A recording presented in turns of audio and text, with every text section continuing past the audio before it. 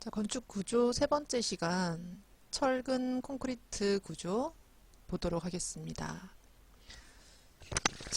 일단 철근은 이렇게 확대를 한번 해서 보시면 어떤 굵기가 있을 것이고, 중간에 리브라는 게 있을 것이고, 이렇게 마디가 있는 이런 모양이에요. 확대를 많이 해서 보시면. 자, 이제 여기다가 거푸집이라고 하는 어떤 합판, 저는 합판이라고 표현하지만 그 철판이 대져 있고요. 테두리에 중간에 합판이 있는 그런 형태의 어떤 거푸집 모양을 잡아주는 틀을 댑니다. 그런 다음 시멘트 플러스 모래 플러스 자갈, 압축력을 받아주는 자갈, 거기에 물을 섞어서 콘크리트라고 하는 걸 만들어요. 콘크리트. 자, 이것을 레미콘 차에 이렇게 굴리면서 현장으로 오죠. 빼글빼글 굴리면서 그것을 펌프카에 꽂아서 이렇게 거푸집 안으로 붓는 이런 공법으로 공사를 하고 있습니다. 그런 다음 이 거푸집을 다 마른 다음에 굳은 다음에 떼내고 나면 이 자체가 건축물이 되는 그런 방식입니다. 압축력이 강하나 휨이나 인장, 비틀림에는 약해요. 이 콘크리트. 이 안에 철근을 보강을 하였습니다. 그래서 보강 구조, 미리 보강한 콘크리트 구조라고 해서 이것을 부를 때 RC조라고 불러요.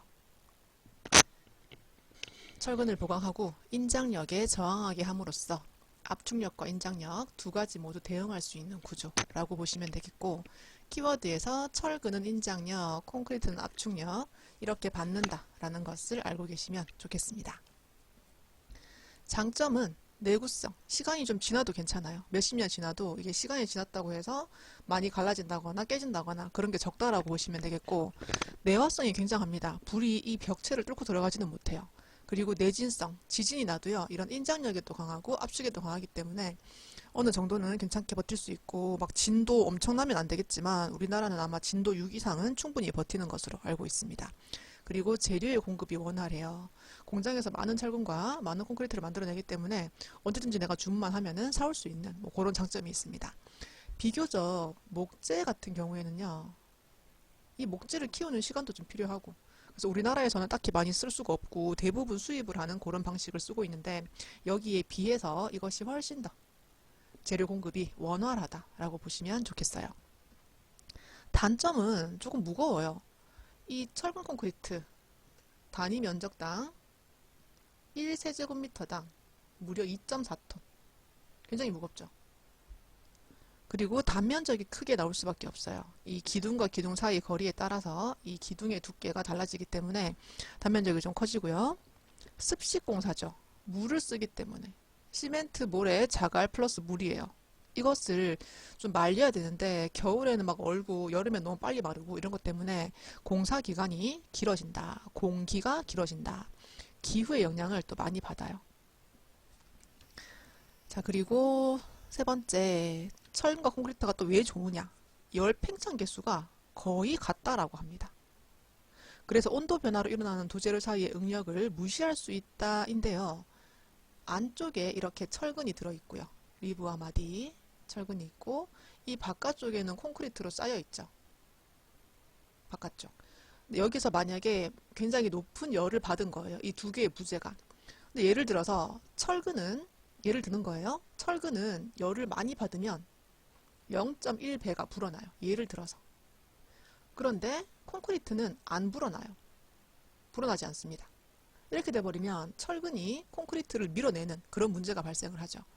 그런데 같은 열이 발생하면은 철근이 0.1배가 불어나면 콘크리트도 0.1배가 불어나는 거예요. 그래서 같이 불었다가 또 너무 차가우면 같이 줄어드는 그런 성질 때문에 온도 변화로 인해서 두 재료가 서로 밀어내는 그런 현상을 무시할 정도로 거의 유사하다라고 보시면 되겠습니다.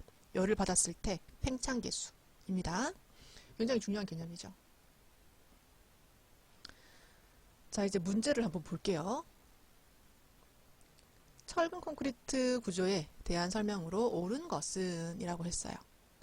첫 번째 콘크리트 부재는 철근 부재에 비해서 가볍다. 틀렸죠. 자체 중량이 높다고 했잖아요. 무겁다 했잖아요. 자, 그리고 철골 부재를 그러면 이렇게 한번 생각해 봐요. 집을 짓는데 철골은 이런 식으로 짓죠. 중간이 다 비었어요. 근데 콘크리트 구조물은 중간이 꽉 차 있습니다. 만약에 철근을 꽉 채워서 짓는다면 철근이 훨씬 무겁죠. 그렇지만 철근은 꽉 채우는 거 아니에요. 이렇게 중간중간 다 비게 되고요. 그리고 트러스도 마찬가지. 보드요. 이렇게 중간중간 다 비워서 해요. 그래서 훨씬 더 콘크리트가 무겁고 철근은 가볍다라고 보는 겁니다. 근데 이것을 오해를 하면은 꽉 차 있다라고 생각해 버리면은 철근이 훨씬 무거운 거 아닌가요? 라고 생각할 수도 있는 뭐 그런 부분이었습니다. 틀린 문제였고요. 균질한 시공은 가능하지만 부재의 형상과 치수가 자유롭지 못하다. 콘크리트 구조는 이런 곡선도 가능해요. 왜냐하면 거푸집을 곡선으로 대고 거기 때려 부으면 되기 때문에 그래서 굉장히 자유롭게 작업을 할 수 있고 형상도 자유롭게 할 수 있습니다. 틀렸고요. 콘크리트의 약한 압축력을 보강하기 위하여 일단 처음부터 틀렸죠. 콘크리트는 압축력이 약하지 않아요. 처음부터 안 맞아요. 그래서 보의 하부에 철근을 배관한다. 이 보의 하부 철근 배관은 맞지만 압축력이 아니라 인장력이 되어야 됐었던 그런 문제입니다. 틀렸죠. 그럼 4번은 맞다는 소린데 철골 구조에 비해 내화성이 굉장히 뛰어나요. 이 철근이 안에 숨어 있고요. 이 두께가 있어요. 그래서 불이 막 나도 불이 철근까지 들어가지 않습니다. 그 열이. 그런데 철골조라는 것은 이렇게 철골이 밖으로 드러나 있잖아요. H빔 같은 경우에. 여기는 불이 바로 닿아요. 물론 내화 피복을 해도 이 정도의 콘크리트 정도의 두께가 나오지 않습니다. 그래서 철골조는 내화성이 매우 약하고 콘크리트는 내화성이 아주 뛰어나다. 단 피복 두께가 확보가 되면 이 두꺼운 옷을 입었을 때만 내화성이 강하다라고 보시면 되겠습니다. 철근 콘크리트 조의 특성으로 옳지 않은 것은 이번엔 아는 거죠. 부지의 크기와 형상을 자유롭게 할 수 있다라고 얘기했고요. 내화성이 철골이나 목재에 비해서 훨씬 더 우수합니다. 그리고 작업 방법, 기후의 영향을 많이 받는다고 했어요. 기후 특히 우리 굉장히 춥고 덥고 할 때는 콘크리트에 물이 얼어버리면 완전 혹서기에는 공사 금지 이렇게 됩니다. 그 정도로 얼면 안 된다라고 보시면 되겠고 철골조에 비해 내식성이라는 것은 녹이 덜 쓸어요. 녹. 그러니까 우리가 이렇게 철근이 안쪽에 들어가고 콘크리트 옷을 입으면요. 우리 철근은 금방 녹이 슬잖아요. 그런데 이 콘크리트가 가지고 있는 강알칼리성이 녹이 덜 쓸도록 이것을 지켜준다라고 보시면 되겠습니다. 그래서 4번도 맞는 소리. 자, 이렇게 3번 문제였고요. 제가 그 전에 부착력에 대한 설명을 좀 안 한 것 같아서 보도록 할게요. 자, 부착력. 부착이라는 것은 철근과 콘크리트가 잘 붙어야 되겠죠. 그래서 철근 자체에도 이런 마디가 있어요. 사이사이에 이 시멘트와 모래가 잘 끼어들도록. 부착력. 콘크리트는 강알칼리성이므로 철근 주변에 산화를 방지하는 막을 생성을 해줘요. 그래서 내식성. 녹이 안 쓸게 하는 것, 부식이 안 되게 하는 것을 성질을 높여주는 그런 좋은 점이 있다라고 보시면 되겠습니다. 그리고 철근의 정착 길이를 지켜. 정착 길이. 이렇게 철근을 요까지 이렇게 한 줄이 됐고 그 선이 모자란 거예요. 길이가. 그래서 만약에 내가 요만큼만 겹쳤어요. 그럼 잘못하면 이 두 개가 빠져버릴 수 있습니다. 그래서 이렇게 하면 안 되고 이렇게 갈고리를 하나 걸어놔요. 갈고리. 그리고 길게 엮어야 돼요. 길게 얘들을. 이 부착하는 거리, 정착 길이를 좀 길게 기준이 있습니다. 예, 그만큼 지켜서 적정한 위치에 시공하면 부착력이 좋아져서 완벽한 구조체를 구현할 수 있다라고 키워드 설명을 제가 안 한 것 같아서 다시 돌아와 보았습니다. 자, 이제 거푸집 공사에 대해서 보도록 할게요. 자, 거푸집이라는 것은 일단 전통적인 의미를 보면은 합판을 대서 콘크리트가 빠져나오지 않도록 해주는 거예요. 지금은 철골이나 여러 가지 굉장히 뭐 갱폼이나 아주 여러 가지로 발전이 되었는데 전통적인 의미로는 그냥 이렇게 합판을 대어서 콘크리트가 빠져나오지 못하도록 하는 그런 것이고요. 콘크리트 구조물의 가설툴이에요. 가설툴이라는 것은 이 공사를 하고 다 마르면 얘를 떼내버리는 거죠. 그래서 이 합판이 끝까지 남아있는 게 아니라 이렇게 콘크리트를 이렇게 부었어요. 이 안으로 말랐어요. 그러면 이 틀은 떼내버리는 거. 그런 가설 구조물이고, 아직 굳지 않은 콘크리트를 지지하는, 받쳐주는 가설 구조물이에요. 얘가 없다면 허공에 이렇게 쏴버리면 다 흘러내려 버릴 거 아니에요. 그것을 잡아주는 역할, 유동성이 있는이라고 좀 정리를 할게요. 굳지 않은, 아직까지 움직이는 유동성이 있는 콘크리트를 지지하는 가설 건축물을 거푸집 공사라고 한다라고 보고 있습니다. 거푸집의 역할, 거푸집은 구조체 설계 형상, 처음에 내가 이런 형상으로 구조를 설계를 했어요. 그러면 이 모양을 딱 유지하기 위한 이런 역할을 해주는 거고, 치수 확보를 위한 강성을 확보합니다.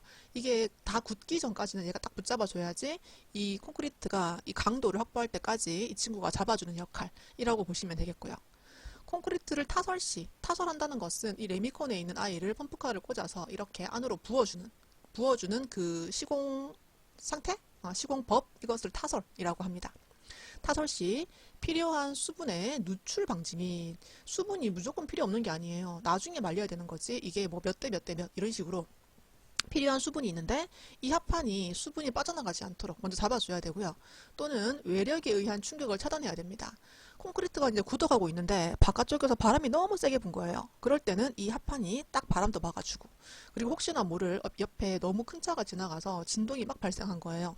그것도 이 합판이 좀 잡아줄 수 있는 그런 것들이 거푸집의 역할. 그래서 콘크리트의 양생에 지장이 없도록, 양생 또는 보양이라는 말을 써요. 이것을 보호해서 양생은 모양을 만들 때 지장이 없도록 한다 입니다. 자, 그리고 콘크리트 작업 종료 시까지 작업 하중 및 이동 하중을 지탱할 수 있는 구조적 강성이 요구됩니다. 만약에 이 작업을 하는데 여기 밑에 이만큼 이렇게 타설을 했어요. 그런데 위쪽으로 자꾸 쌓을 건데, 그럴 때 이 부분이 너무 약하면 터져버릴 거란 말이죠. 그래서 이 작업 중에 이 콘크리트가 이동하는 하중을 지탱할 수 있는 구조적 강성이 요구된다라고 보시면 되겠습니다. 자, 이것과 비슷한 말이 거푸집의 측압이라는 게 있어요. 측압. 수평 방향으로 생기는 압력으로 콘크리트를 타설할 때 거푸집 측면에 가해지는 압력이에요. 우리가 콘크리트를 이렇게 붓는데 합판을 대놨잖아요. 물론 유로폼이겠죠. 이런 식으로. 합판을 대놓고 콘크리트를 때려 붓는 거예요. 부을 때 너무 빠르게 부으면 얘가 옆으로 밀려버리는 현상이 발생합니다. 그것이 측압이에요. 그것을 이제 잘 잡아줘야 측압에 잘 대응한다 정도로 보시면 되겠고요. 이 측압은 묽을수록, 콘크리트가 묽을수록, 큰 차이는 아니겠지만 더 셀 수밖에 없어요.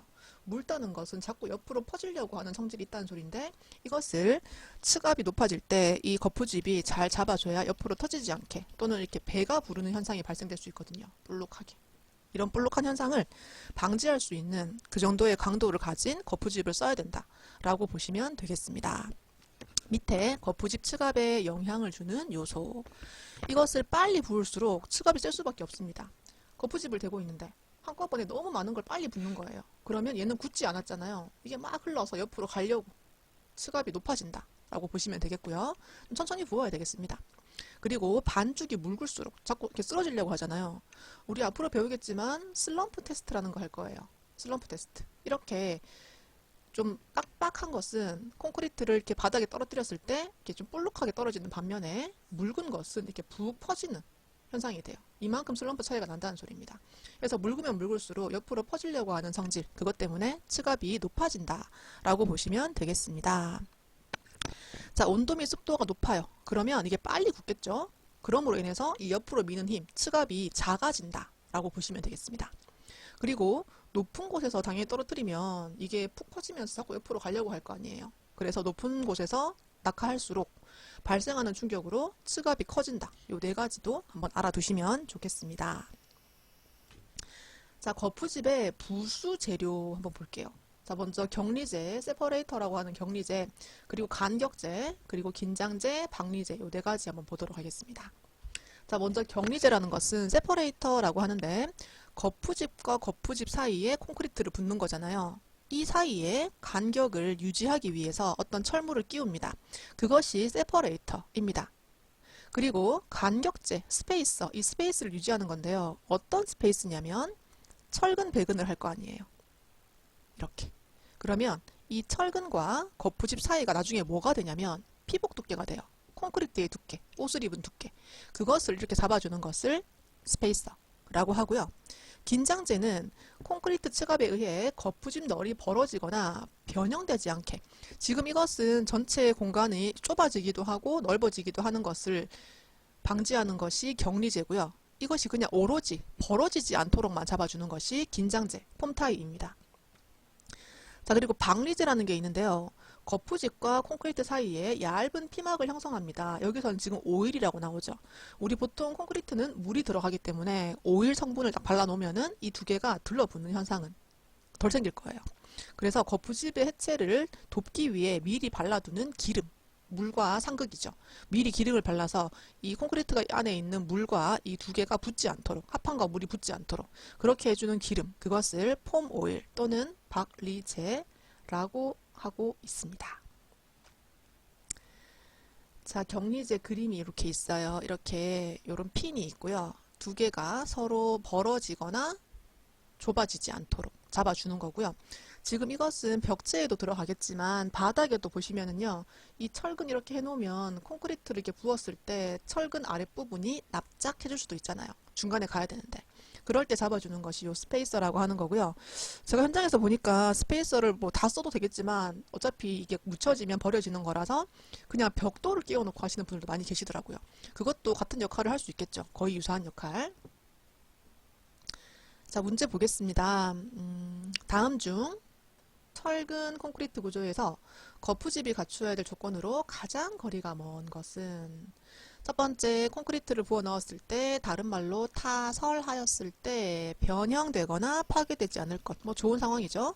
그리고 반복 사용할 수 없을 것이라고 했는데, 우리 유로폼도요, 여러 번 써요. 여러 번 쓰고 막 너무 많이 쓰다 보면은 막 벽체에 녹이 묻어나고 이 정도로 많이 씁니다. 한 번 쓰고 버리면 너무 돈이 많이 들잖아요. 그래서 반복 사용이 하는 것이 좀 합리적이다라고 보시면 되겠어요. 그리고 운반과 가공은 쉬워야 되고요. 거푸집 들어 나르는데 너무 운반이 안 되면 힘들고 가공도 좀 쉬워야 되는 게 좋고, 그리고 시멘트 페이스트라고 하는 것은 시멘트 풀이라고 할게요. 시멘트 플러스 모래 플러스 물, 이 몰탈, 이 여기서 묽은 부분, 그게 밖으로 새 나오지 않을 만큼 촘촘하게 좀 배치가 돼야 된다라고 보시면 되겠습니다. 그래서 반복 사용은 하는 게 좋다라고 보시면 좋겠고요.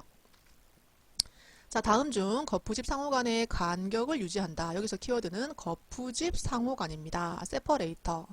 우리가 한글로 나왔다면 알 수 있겠지만 아까 그 영어로 문제에 지금 나왔어요. 그래서 세퍼레이터와 스페이서를 구분을 하시는데, 스페이스는 철근과 거푸집이고요. 세퍼레이트는 거푸집과 거푸집 사이. 이것을 좀 정리를 하시기 바랍니다. 꺽쇠, 띠쇠, 듀벨 앞으로 나올 거예요. 이것은 목재용 철물이고요. 컬럼밴드는 기둥 거푸집을 고정하는 뭐 그런 겁니다. 기둥을 위한 거푸집 고정. 칼럼 자체가 기둥이란 뜻이잖아요.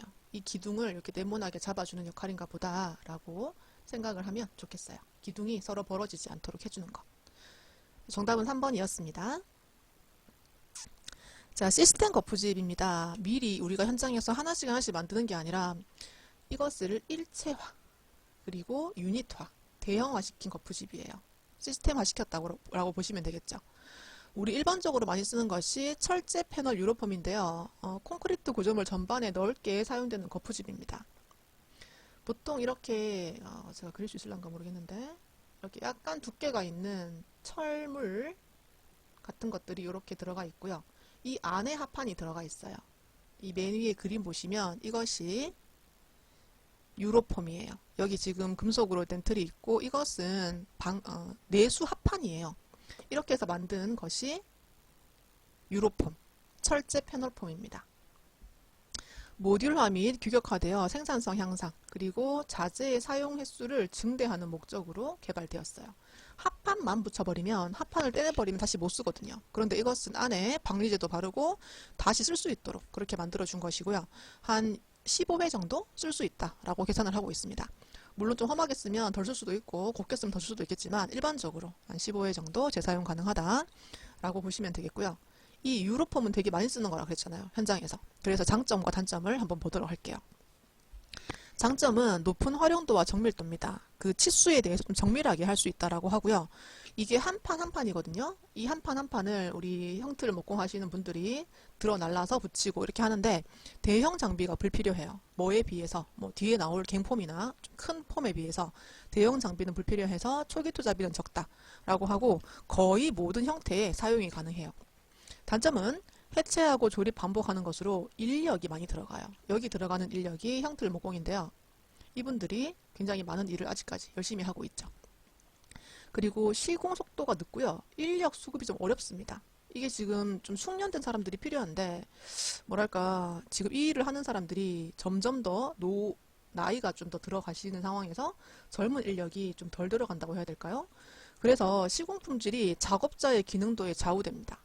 그리고 또 한 가지는 높은 측압, 이게 많이 밀어내버리면 아무리 옆에서 붙잡고 있어도 너무 높으면 잡기가 좀 어렵다라고 보시면 좋겠어요. 자, 목재 거푸집과 비교한 강제 거푸집, 다른 말로는 유로폼. 이것의 특징 중 폼이 거푸집이라는 뜻입니다. 특징 중 옳지 않은 것은 입니다. 첫 번째, 변형이 목재 거푸집에 비해서는 적은 편이에요. 그리고 굉장히 정밀하게 할 수 있고 콘크리트 표면이 굉장히 매끄럽습니다. 그 합판 자체가 내수 합판, 굉장히 매끈매끈한 그런 합판 잘 떨어지고요. 대신에 콘크리트 오염도는 조금 높은 편이에요. 왜냐하면 한 번 쓰고 버리는 게 아닙니다. 그래서 15일 정도 쓰다 보면은 녹물이 콘크리트에 스미기도 한데요. 그래서 오염도가 좀 많다. 뭐에 비해서? 목재 거푸집에 비해서 라고 보시면 되겠어요. 자, 이제 두 번째 알폼, 알루미늄 폼이에요. 이것도 지금 굉장히 공장에서 이렇게 플랜트화해서 굉장히 크게 많이 하고 있고요. 벽과 바닥이 모두 알루미늄 폼으로 구성된 일체화 거푸집입니다. 여기 보시면 이 판 자체가요. 알루미늄이에요. 이 부분, 합판이 아니라. 그래서 벽체 슬라브를 일체화해서 한 번에 폼을 만들 수 있어요. 근데 이것은 공장에서 미리 도면을 보고 만들어서 현장으로 갖다 나르고 조립하는 그런 방식입니다. 전용 횟수가 증가돼요. 15회보다 더 많이 쓸 수 있어요. 알루미늄 녹도 안 쓸고 너무 좋아요. 그리고 마감면이 매끈하고 또 가볍습니다. 그런 장점이 있어서 많이 쓰고 있지만 이게 아무래도 대형 플랜트가 좀 필요해요. 공장이 좀 필요합니다. 대형 공장. 공장에서 이것을 미리 만들어서 현장에 날라서 조립하고 해체하고 뭐 이런 작업으로 하는 거라서 유로폼보다는 조금 더 큰 공장이 좀 필요한 그런 단점이 좀 있다 라고 보시면 되겠고요. 그리고 그 다음 순서에 클라이빙 슬립폼이라는 게 있어요. 거푸집을 위로 밀어 올리면서 작업을 하는 겁니다. 그래서 만약에 1층 이렇게 큰 거푸집을 대고 대형 거푸집이에요. 이걸 대고 콘크리트를 부었어요. 그래서 말렸어요. 그런 다음에 이거를 다시 공장에 가져가는 게 아니라 그대로 들어 올려요. 위로. 또 부어요. 이렇게 하는 것이 클라이빙 슬립폼입니다. 거푸집을 위로 미끄러지듯 이동시키면서 콘크리트를 연속적으로 반복해서 구조물을 만드는 거예요. 유압잭이 좀 필요합니다. 사람이 하는 게 아니라 이 잭으로 들어 올리는 방식, 그리고 교각이나 굴뚝, 건축물 등 높은 탑 모양의 콘크리트 구조물에 사용되고 있습니다. 그리고 시공이음이 없어져요. 시공이음이라는 것은 우리가 만약에 여기까지 오늘 부었어요. 유로폼으로 한다면 부었으면 여기를 바로 못 붓거든요. 이 거푸집을 떼내고 다시 새로운 거푸집 붙여가지고 이렇게 하기 때문에 요 사이가 이렇게 같이 부은 것보다는 분명히 줄눈이 생길 수밖에 없어요. 이 빈 부분이 생긴다는 거죠. 그것을 뭐라고 했냐? 시공이음이라고 했어요. 다른 말로는 조인트라고도 합니다.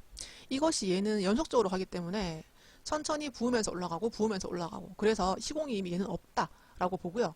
조금 물에 대해서 밀실하게 막아주는 수밀성, 그리고 방사능 같은 것을 차폐하는 그런 성능이 높은 구조물이 시공 가능하다라고 보시면 되겠습니다.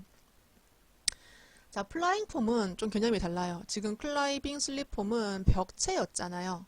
그 높은 상부로, 그러니까 위로 올리는 거여서 벽이나 기둥 같은 거였고, 플라잉 폼은 바닥 거푸집이에요. 이 거푸집이나 동바리 등을 일체로 만들어서 수평 수직으로 그냥 들고 이동을 하는 거예요. 그렇게 해서 여기 옆에 바닥 쳤으면 그대로 동바리 그리고 밑에 거푸집을 그대로 이동시켜서 또 붙고 이렇게 하는 게 플라잉 폼입니다. 키워드는 바닥이고요. 이 클라이빙은 위쪽이고 이 두 개를 좀 구분해서 보시면 좋겠어요. 그 다음 갱폼입니다. 여기 그림이 있죠. 이렇게 들어 올리는 와이어가 있고요.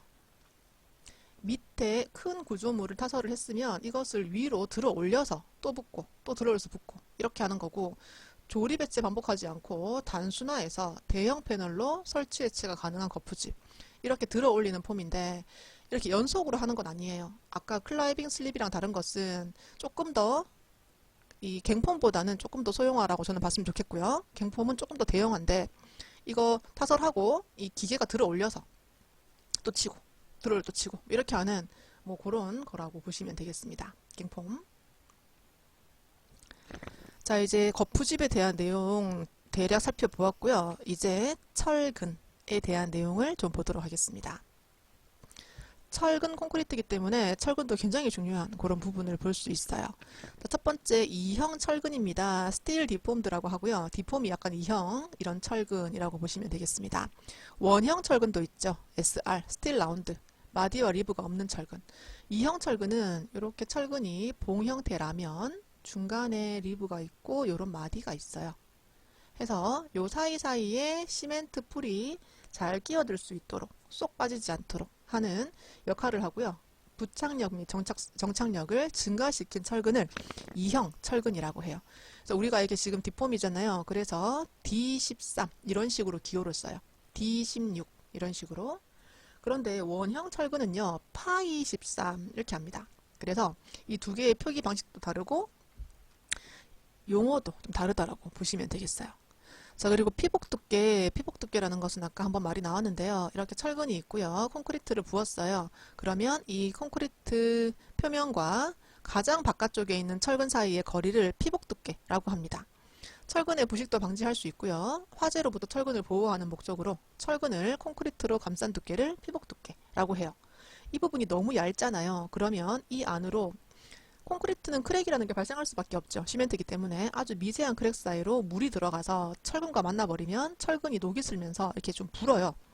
그래서 그게 좀 부재가 터진다거나 그런 문제가 발생될 수 있어가지고 약간 두께가 있어야 그 사이로 습기가 안 들어가는 그런 역할을 합니다. 부식 방지.